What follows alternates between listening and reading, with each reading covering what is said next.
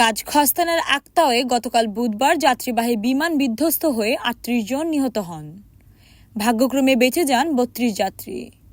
ভয়াবহ এই দুর্ঘটনার আগ মুহূর্তে বিমানের ভেতরে ভিডিও করেছেন এক যাত্রী। এতে দেখা যাচ্ছে যান্ত্রিক ত্রুটির কারণে বিমানটি যখন নিচে নেমে আসছিল তখন যাত্রীরা ভয়ে চিৎকার করছিলেন।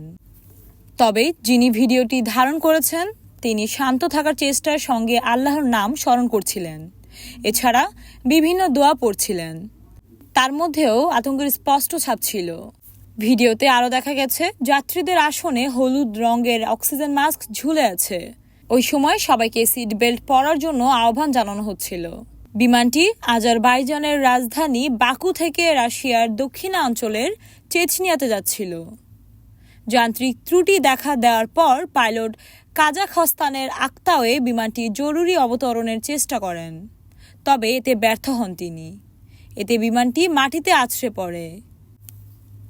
আজারবাইজানের রাজধানী বাকু থেকে ৬৭ জন আরোহী নিয়ে রাশিয়ার যাওয়ার পথে মধ্য এশিয়ার দেশ কাজাখস্তানে আজারবাইজান এয়ারলাইন্সের একটি উড়োজাহাজ বিধ্বস্ত হয়েছে।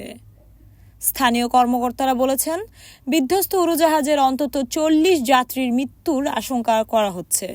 ২৭ আরোহীকে জীবিত উদ্ধার করা হয়েছে।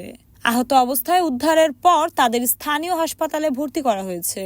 বুধবার কাজাখস্তানের আক্তাও শহরের কাছে উড়োজাহাজটি বিধ্বস্ত হয় বলে কাজাক কর্তৃপক্ষ জানিয়েছে। উড়োজাহাজটি মাটিতে পড়ে যাওয়ার সঙ্গে সঙ্গে এতে আগুন ধরে যায়। এই সময় আকাশে ঘন কালো ধোঁয়ার কুণ্ডলি উঠতে দেখা যায়। রক্তাক্ত এবং ক্ষতবিক্ষত যাত্রীদের অক্ষত থাকা উড়োজাহাজের একটি টুকরোতে ধাক্কা খেতে দেখা যায়।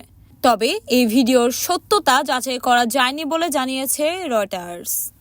স্বপ্না ইসলাম, তরঙ্গ টিভি, ঢাকা।